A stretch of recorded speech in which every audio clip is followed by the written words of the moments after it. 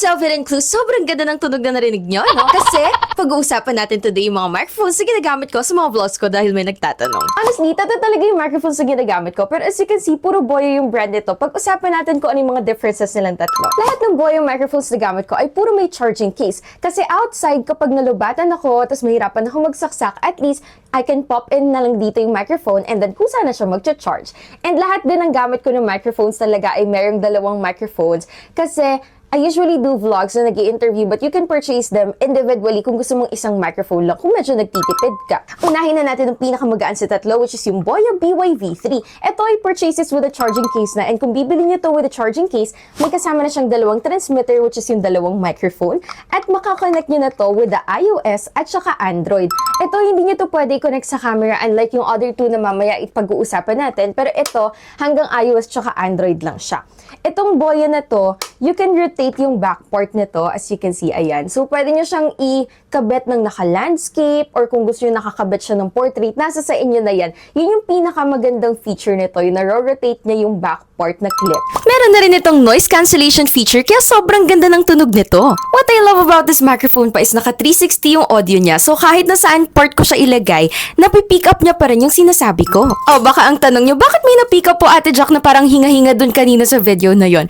Kasi tinanggal ko tong bola na to. Bola? Tinanggal ko tong fur. Kasi ito, para siyang taga-cancel ng mga kung anek-anek na hindi naman kailangan na sound. So, kailangan nyo talaga tong ilagay para mas clear at medyo mawala yung mga unnecessary noises. Tumayo naman tayo sa pinaka-favorite ko, which is yung Boya Link CC. Ito yung madalas na ginagamit ko kasi color white siya and talagang in love na in love ako sa mga white color.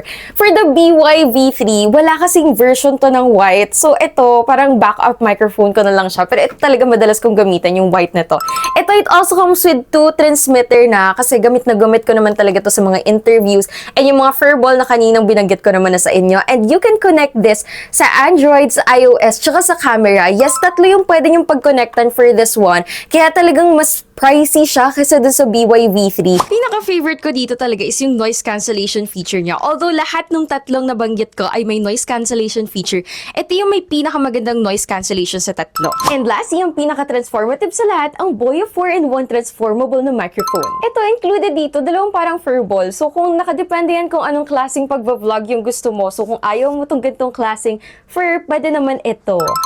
Ate Jack, bakit siya tinawag na 4-in-1? Kasi unang-una sa lahat, pwede siya maging handheld ng microphone katulad nito. Pangalawa, pwede siyang gawing boom mic kasi pwede mo siyang saksakan dito ng tripod para nakatayo siya kapag gusto mong mag-streaming tapos nasa table lang yung microphone. Pangatlo, mawawala ba yung pinakagamit na gamit ko? Yes, pwede mong gawing dalawang microphone to na magkahiwalay. Ito yung isang transmitter at ito naman yung pangalawang transmitter. Very mini lang siya tsaka compact size kaya kung gusto niyo talaga nung madali lang bit-bitin ng microphone, ito yung best para sa inyo. At syempre, di ba kanina naging issue natin yung parang may naririnig na mga unnecessary noise. Meron na rin itong included na furball. So, nasa sa inyo na yan kung gusto nyo gamitan ng furball na katulad nito para hindi na naririnig yung mga unnecessary noise. And last but not the least, kung hindi kayo pala gamit ng iOS or ng Android sa pag-vlog nyo at talagang target nyo is mga camera, pwede itong i-connect sa camera gamit itong transmitter na to. Na mukhang nabasag ko na ata kasi nahulog ko kanina.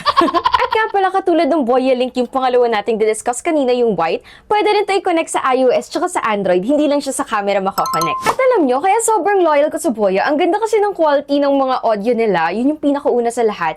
Although it's kind of pricey, pero alam nyo it's giving yung quality. At pangalawa, meron kasing Boya app. So yun, pwede nyo siyang kalikutan, pwede nyo guluhin yung settings para mas maayos yung decibel ng output nitong ating mga microphone or kung meron kayong gustong ibahin sa tunog, ganyan, pwede nyo siyang kalikutan talaga sa Boya app. Kaya sobrang ganda talaga ng mga Boya microphones. Kayo, may mga preferred ba kayong microphones? I-comment nyo naman below para next time, yun naman ang bigyan natin ng reviews. Baka sakaling makabili ako, di ba?